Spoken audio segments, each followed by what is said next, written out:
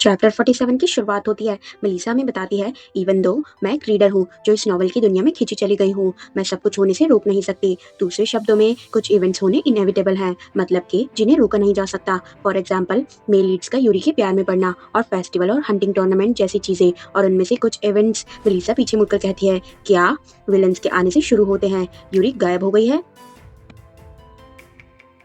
फिर scene shift होता है और हमें सब कुछ शुरू से दिखाया जाता है। मेलिसा, यूरी और जैक और जेक बाकी सब आ गए थे फॉरेब्रेट मैंशन में, और फिर मेलिसा ने अपने सर्वेंट्स को जैक को अंदर ले जाने के लिए कह दिया था। वो सब बड़े ही शोर शराबे के साथ में काम कर रहे थे। मेलिसा के फादर ये सब देख रहे थे। ड्यूक आकर कहते हैं, ये सब शोर शराबा किस लिए हो रहा है? मेलिसा मुंह बनाकर अपने मन में कहती है, और क्या ही हो सकता है इसके अलावा कि आपकी बेटी घर में एक और आवारा कुत्ते को उठा ले आई है। मैं बहुत थक गई हूँ, तो मैं बस जल्दी जल्दी समझा देती हूँ। मेलिसा जल्दी जल्दी बोलना शुरू करती है। कहती है, मैंने उस वेयरवुल्फ को नॉकआउट कर दिया जिसने पहले हमारे घर पर अटैक किया था। मैं उसे अपने साथ वापस ले आई हूँ क्योंकि हाउस फॉरेब्रेट के लिए ये सही नहीं होता कि उसे वहीं उस हालत में छोड़ दिया जाए। ब्ला ब्ला ब्ला, वो बहुत कुछ बता देती है। और फिर ड्यूक शॉक होते हैं और कहते हैं, एक वेयरवुल्फ? मेलिसा कहती है, हाँ, और वो सूखी टहनी जैसा जिसने खुद को कमरे में लॉक कर लिया है, वो ड्यूकल हाउस का बेटा। वो थोड़ा सैड है क्योंकि उसने अपनी कोई कीमती चीज खो दी है, तो उसे मॉप करने के लिए थोड़ा सा वक्त दो। फिर ड्यूक दोबारा शॉक होते हैं और कहते हैं, कुछ कीमती? मेलिसा कहती है, हंटिंग कंपटीशन अच्छे से खत्म हो गया, तो प्लीज फिक्र मत कीजिए। और ये मिस यूरी हैं, बैरन एलिजाबेथ की बेटी, जो यहाँ मेरी गेस्ट बन के आई हैं, तो प्लीज इन्हें हाय कहिए। यूरी ड्यूक से गुड आफ्टरनून कहती है। फिर मेलिसा कहती है, वेयरवुल्फ जो भी गड़बड़ गएगा उसकी जिम्मेदारी मैं लूंगी। और इसी के साथ मेरी रिपोर्ट खत्म हुई। अब अगर आप इजाजत दें। फिर मेलिसा नीने और योना से कहती है, गाइस चलो चले। फिर नीने और योना जवाब देते हैं, यस माय लेडी। ड्यूक थोड़ा कंफ्यूज होते हैं, कहते हैं, एक सेकंड रुको, क्या तुम्हारा बटलर म्यूट नहीं था? Melissa, Melissa. फिर वो चीखते रह जाते हैं और मेलिसा बाकी सबके साथ अंदर आ जाती है। मेलिसा अंदर आकर अपने मन में कहती है, मुझे माफ कर देना, पर अभी मुझ में इतनी हिम्मत नहीं है कि मैं सब कुछ समझा सकूं, इसीलिए थोड़ा इंतजार करना होगा। वो जोर से अपने रूम का गेट खोलती है और चिल्लाकर कहती है, पहले नहाना। सच कहूं तो मुझे उतना भी बुरा नहीं लग रहा, मुझे नहाना है। और वो जल्दी से अपने सारे कपड़े उतारकर भाग जाती है और पीछे खड़ा नीने शर्म से अपनी आंखें बंद कर लेता है और कहता है, अरे मैंने कुछ नहीं देखा। मेलिसा जाकर अपनी बाथटब में लेट जाती है और कहती है, यही तो चाहिए था। योना कहती है, ये तो बस गर्म पानी है और इस तरह की बातें आप जैसी बड़ी लेडी को शोभा नहीं देती। मेलिसा कहती है, अब मैं क्या कहूँ, बहुत अच्छा लग रहा है और ये मुझ पर जचता है, तो किसी परवाह, ऐसा लग रहा है जैसे अब चैन की सांस ले पा रही हूँ। मेलिसा बबल्स के साथ खेलने लगती है और अपने मन में सोच रही होती है, काम का पहाड़ खड़ा है जिसे खत्म करना ही होगा, इसलिए अभी जितना आराम कर सकूं उतना अच्छा है, थोड़ी सी देरी करने में कोई बुराई नहीं है। मेलिसा सोचती है, मुझे और ज्यादा सीरियस होकर सोचना चाहिए था कि मेरी वजह से कहानी कितनी बदल चुकी है, और इस बात पर भी कि किस्मत की गॉडेस मुझ पर सिर्फ मुस्कुराने का दिखावा करती है ताकि बाद में मेरी वॉट लगा सके। मेलिसा कहती है, क्या तुमने मिस यूरी को देखा? फिर हानि कहती है, क्या आपको पक्का पता है कि वो बाथरूम में नहीं गई हैं? पहले मुझे भी यही लगा था, पर वो वहाँ भी नहीं है। मेलिसा मन में सोचती है, मुझे इस बारे में बहुत बुरा ख्याल आ रहा है। मेलिसा योना से पूछती है, तुमने उसे आखिरी बार कब देखा था? योना कहती है, मुझे ठीक से याद नहीं, जब मैंने आपको नहाने के लिए छोड़ा था तब से उन्हें मैंने नहीं देखा। मेलिसा सोचती है, हाँ, इसका मतलब वो फ्रंट डोर से अंदर आते ही गायब हो गई। मुझे पूरा यकीन है कि वो गार्डन में बटरफ्लाइज के पीछे तो नहीं भाग रही होगी।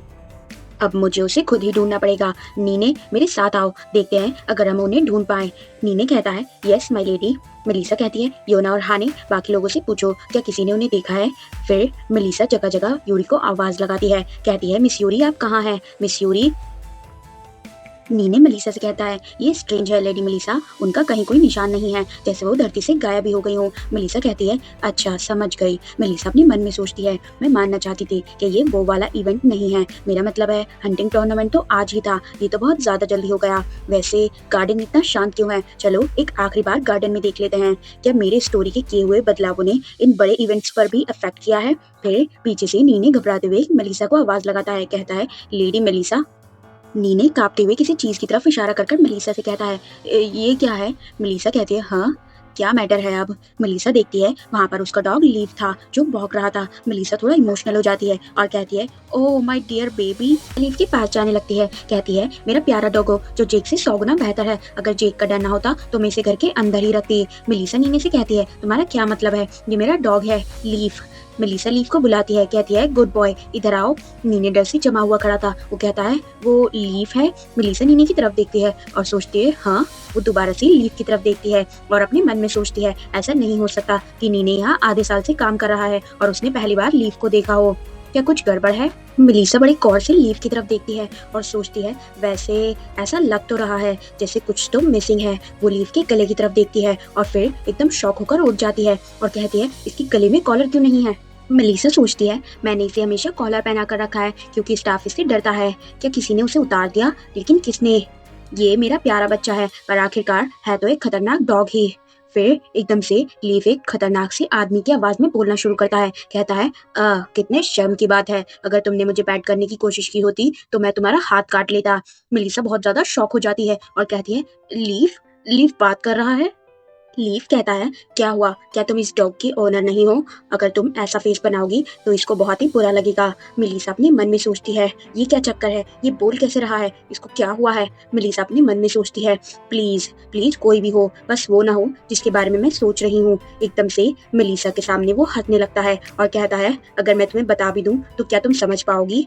फिर मेलिसा एकदम से अपनी कमर पर देखती है अपनी स्वॉर्ड निकालने के लिए और एकदम से वो देखती है वो वहां पर नहीं है और चौंक जाती है। मेलिसा थोड़ा चौंक कर नीनी का हाथ पकड़ लेती है और सोचती है अरे नहीं, मैं तो अपनी स्वॉर्ड अंदर ही भूल गई हूँ। वो देखती है नीनी भी कांप रहा था। वो नीनी की तरफ ध्यान से देखती है और फिर अपने मन में कुछ सोचती है चलो थोड़ा काम रहते हैं, अभी मुझे समझ नहीं आ रहा कि ये कोई फेक लीफ है या फिर असली लीफ जिसे किसी ने पसंद कर लिया है। अगर ये पहले वाला केस है तो मुझे होल्ड बैक करने की जरूरत नहीं है। मैं तो वैसे भी वो टाइप की लड़की हूँ जो इंसान के मरने पर नहीं रोती, पर मूवी में अगर किसी एनिमल की मौत हो जाए तो फूट फूट कर रोती है।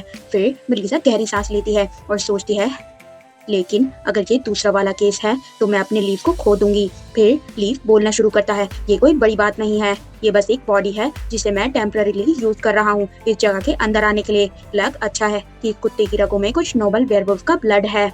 फिर मेलिसा उससे गुस्से से कहती है आखिर तुमने मेरे कुत्ते के साथ क्या किया है, और गुस्से से अपने दांत पीसती है। फिर हमें बताया जाता है हेक्सेस एक ऐसी पावर जो मैजिक जैसी है और इसे सिर्फ वेयरवुल्फ ही चला सकते हैं। इस डार्क आर्ट में इससे ज्यादा माहिर और कोई आदमी नहीं है। ये एक नंबर का गंदा इंसान है जिसकी पर्सनैलिटी काफी ट्विस्टेड है। जब उसने सुना कि उसके एक अंडरलिंग जैक को एक लड़की में इंटरेस्ट है तो उसने यूरी को किडनैप कर लिया, सिर्फ इसीलिए क्योंकि उसे लगा कि इसमें मजा आएगा। फिर लीफ मेलिसा से कहता है उस लड़की को उन परेशान करने वाले सोर्सरर्स के मेंशन से यहाँ लाने के लिए शुक्रिया मेलिसा फॉर द ब्रेड, सब कुछ तुम्हारी वजह से स्मूथली हो गया। आखिरकार वो लड़की बैरन एलिजाबेथ की प्रोटेक्शन के बिना कुछ भी नहीं है। मेलिसा कहती है अपना मुंह बंद रखो। फिर लीफ जोर जोर से हंसने लगता है, कहता है कितना डरावना है। खैर मैं तुम्हें ये बताने आया हूँ, मैंने तुम्हारी प्रिंसेस को किडनैप कर लिया है। Jack Photon, Melissa for the bread और नीने फोटोन, आओ और अपनी प्रिंसेस को बचा लो। उसकी ये बात सुनकर नीने गुस्से से अपनी मुट्ठी भींचता है और मुंह बनाता है। मेलिसा हमसे कहती है और विलन आ चुका है।